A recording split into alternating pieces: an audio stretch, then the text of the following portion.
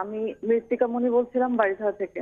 আমি চাই যাতে আমি আমার মৃত্যুর আগ পর্যন্ত সুস্থ থাকি এবং আল্লাহর পথেই যাতে থাকতে পারি। তো এর জন্য তো আল্লাহর কাছে দোয়া তো করবো অবশ্যই, কিন্তু এর জন্য কি এক্সট্রা করে কোনো আমল করার আছে?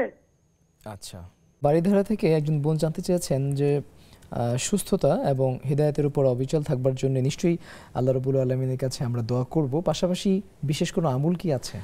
জি, তিনি সুন্দর প্রশ্ন করেছেন। তিনি সবসময় সুন্দর প্রশ্ন করেন। তো এই প্রশ্নটা খুবই ভালো এই জন্য যে সবাই শুধু দোয়া করেই কাজ সারতে চায়, কাজ করতে চায় না। আমাদের কাছে সবাই দোয়া চায়, এটার দোয়া চায়, এটার দোয়া চায়, কিন্তু আমল করতে চায় না। সেজন্য আপনি জানতে চেয়েছেন, আল্লাহ আপনাকে তৌফিক দান করেন, আমাদেরকেও তৌফিক দান করেন। দেখুন, প্রথম কথা হলো আল্লাহর কাছে সুস্থতা চাওয়া। একটি দোয়া বিশেষভাবে আমি সাজেস্ট করব, আল্লাহুম্মা ইন্নী আসআলুকাল আফওয়া ওয়াল আফিয়া ফি দুনিয়া ওয়াল আখিরাহ। আল্লাহুম্মা ইন্নী আসআলুকাল আফওয়া ওয়াল আফিয়াতা ফি দীনি ওয়া দুনিয়ায়া ওয়া আহলি ওয়া মালি। এই দোয়াটা বেশি বেশি পড়া।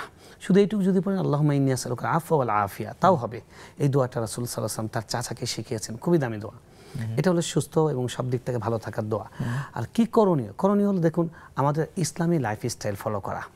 এখন ডাক্তাররা বলছেন যে মানুষ বুড়ি হয়ে যায়, মানুষের চেহারায় বার্ধক্যের চাপ পড়ে খুব দ্রুত। সেটার এক নম্বর কারণ হলো রাত জাগা। আমাদের এই সমাজ ব্যবস্থায় সবচেয়ে জঘন্য দিক যেটা আধুনিক লাইফস্টাইলে, সেটা হলো খামোখা আমরা দেরিতে ঘুমাই, 12টা 1টা 2টা বাজে, আবার ওদিকে সকালে ঘুমাই। ইসলামী নিয়ম কি? রাসূল সাল্লাল্লাহু আলাইহি ওয়াসাল্লাম কানা ইয়াকরাহু আন-নাওমা ক্বাবলা আল-ইশা ওয়া আদামুন নাওম বা'দা আল-ইশা। আল্লাহ নবী সাল্লাল্লাহু আলাইহি ওয়াসাল্লাম এশার আগে ঘুমানো অপছন্দ করতেন, এশার পরে না ঘুমানো অপছন্দ করতেন। তো এশা আগে খেয়ে নিতে পারলে এশার পরপর যত দ্রুত ঘুমানো যায়, এটা যদি ঠিক করতে পারেন, আপনার 24 ঘন্টার রুটিন ঠিক হয়ে যাবে। তাহলে আগে ঘুমিয়ে গেলে শেষ সাথে জাগ্রত হবেন, শেষ সাথে তাহাজ্জুদ পড়বেন, আপনার শরীর মন প্রফুল্ল থাকবে। এবং এখনকার চিকিৎসকরা বলছেন যে সকালের হাওয়া সুবেকা হাওয়া হাজার বেমারও কা দাওয়া, সকালের হাওয়া হাজার বেমার হাজার রোগের দাওয়া, চিকিৎসা। এবং বলছেন, আমরা ভাইরাল ভিডিও দেখেছি যে বলছেন যে সকালবেলার যে অক্সিজেনটা, ফ্রেশ অক্সিজেনটা পাওয়া যায়, এটা সারাক্ষণ আর পাওয়া যায় না। ডাক্তাররা বলছেন যে মানে রাত 1টা পর্যন্ত যে ঘুমটা হয়, এই সময়ে যে আমাদের শরীরের হরমোনগুলো সুস্থ থাকার জন্য যে ধরনের জিনিস এই ঘুম থেকে সাপ্লাই হয়, সেটা এর পরের ঘুমে কিন্তু সেটা হয় না।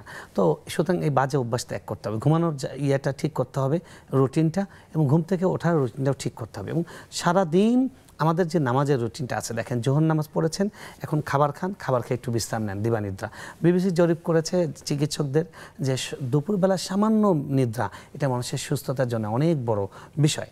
এবং একই সঙ্গে ইসলামের একটা রাসূল সাল্লাল্লাহু আলাইহি ওয়াসাল্লাম প্রত্যেকটা সুন্নাহ আমাদের সুস্থতার জন্য খুব সহায়ক। দেখেন রাসূল সাল্লাল্লাহু আলাইহি ওয়াসাল্লাম একটা সুন্নাহ হলো কি, মৌলিক সুন্নাহ, সুগন্ধি ব্যবহার করা, তারপরে দাঁত পরিষ্কার করা, মিসওয়াক করা, তারপরে সবসময় হাসি মুখে থাকা, মনটা প্রফুল্ল থাকবে, তাহলে আপনার কখনো প্রেশার তৈরি হবে না।